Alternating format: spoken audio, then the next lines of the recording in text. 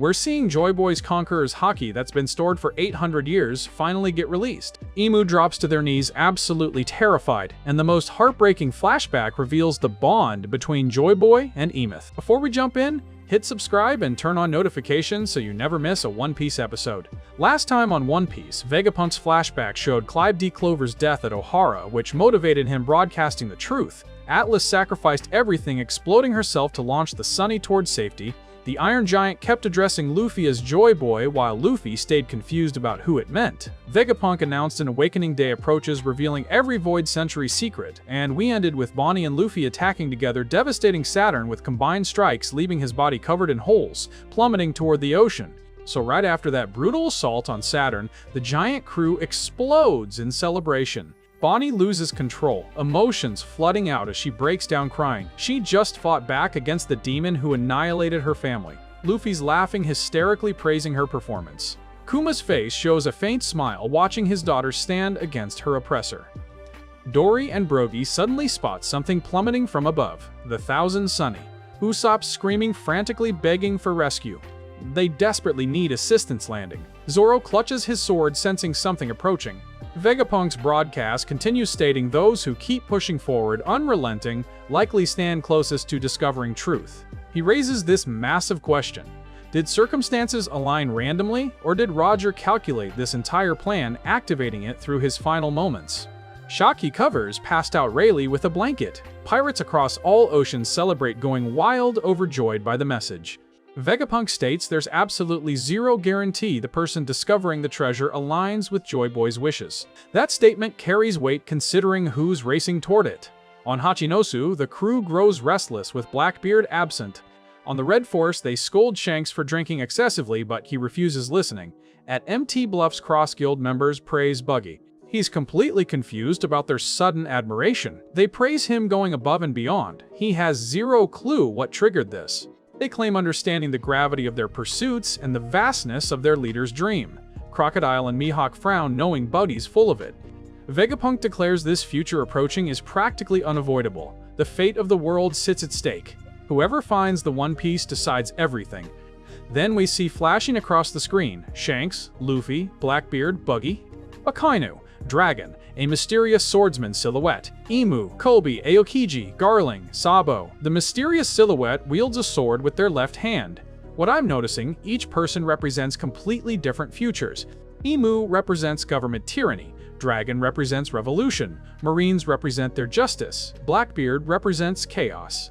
The world reels from Vegapunk's declaration about fate sitting in pirates' hands. People from various islands panic. But pirates are in absolute frenzy, hearing the One Piece is real and grander than thought. In Impel Down, criminals are foaming at the mouth, wanting to be part of the action. Piracy wants overtaking the establishment. A guard wonders why prisoners were allowed hearing the broadcast. Another explains the signal hijacked all prison snails. They're too necessary to shut off. Many Marines felt betrayed, cursing Vegapunk's name.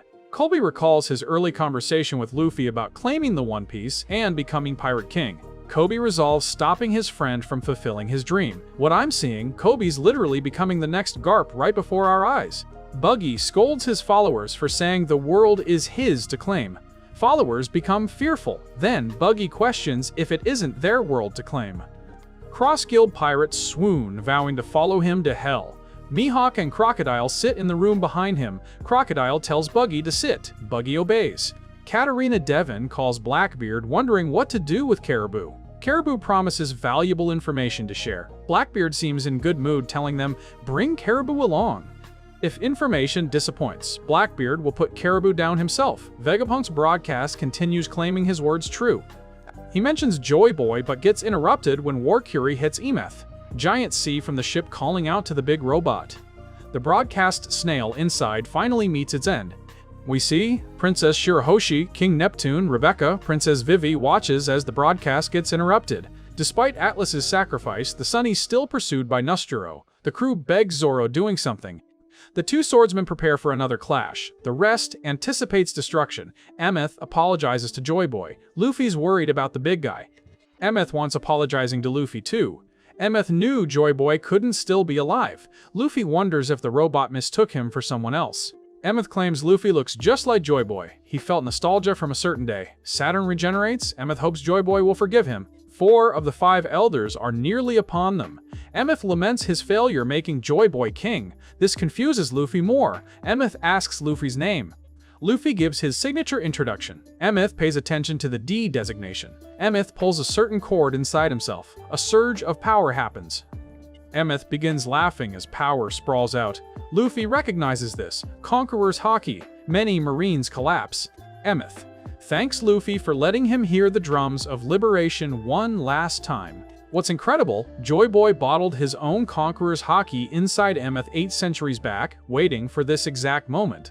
The Haki spread well beyond the island. Emmet tells Luffy not to die, he wouldn't let him die. Power gets felt by all, the entire fleet incapacitated. Vice Admiral Dahl strains against its might. Vice Admiral Pomsky wonders who the cause might be. The power is unrelenting. The elders face the full brunt. Their monstrous forms removed in an instant. They retreat to the Holy Land. 3 arrive while Mars had been there since Luffy sent him away. But check this, Emu's on their knees screaming. An attendant rushes to their aid, Emu's breathing heavily shaking from sensing Joy Boy's presence. After centuries, Emu experiences catastrophic collapse. My take, whatever connects Emu and Joy Boy runs deep enough that sensing his Haki centuries later triggers complete breakdown. This isn't about strength, this is fear. The Sunny finally makes it to water. Luffy's happy seeing they're okay. The crew wonders what happened to the monsters. Luffy has absolutely no clue. Dory and Brogy can't believe what they saw. A robot with Haki making monsters vanish. The Straw Hats are happy being alive. The sacrifices of Atlas and Edison cannot be understated. Saturn still stands in front of Emmet, staying silent. Flashback shows Emmet remembers being called by Joy Boy. Joy Boy told him the time was at hand. Joy Boy is going to concentrate his Haki and seal it inside Emmet. He knew Emmet would outlive him. He admitted he wouldn't always be around to help. Emmet thought that sounded awful. Joy Boy said at some point either Emmet's in danger or someone he wants to save will be. When that happens, he could untie the knot. Back then, Emmet had X symbols on his arms. Emmet felt pleased by the thought of Joy Boy helping. Joy Boy confirmed he'd save his friend from the past. This made Emmet really happy. Even if Joy Boy dies, he'd still be with him. Joy Boy reminded him it wouldn't happen for ages. Emmet had zero problems with that, but hoped he wouldn't get lonely. In the end, he laughed. This Haki release proves Joy Boy kept his promise. He's protecting his friend after 800 years. So everything covered, Giants celebrating Bonnie and Luffy defeating Saturn, Kuma smiling watching Bonnie fight, the Sunny falling needing rescue, Vegapunk questioning if Roger planned everything, worldwide chaos from the broadcast, Impel Down going berserk, Kobe committing to stopping Luffy, Buggy rallying his followers, Blackbeard planning Caribou interrogation, Warcurie destroying the broadcast snail, Emmet apologizing to Joy Boy and Luffy, Emmet releasing 800-year-old Conqueror's Haki, the Haki incapacitating entire fleets, stripping elders from monster forms, Emu collapsing shaking sensing Joy Boy after centuries, the Sunny reaching water, and that emotional flashback. Joy Boy wasn't just a legendary fighter, he genuinely loved protecting those close to him. That promise kept across 8 centuries defines real friendship. Next episode, things get even wilder. Quick shout out to amazing viewers from last episode, Gabaruto Beat, Riley Red Fox, Larry Evans, Team Leader, Spirit, Lance Quick, and everyone dropping incredible comments. We need just 900 more hitting 50,000 before this year ends. We're incredibly close.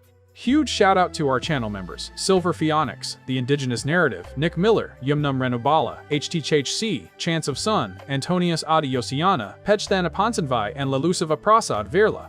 I love you all, and genuinely appreciate every single person watching these breakdowns.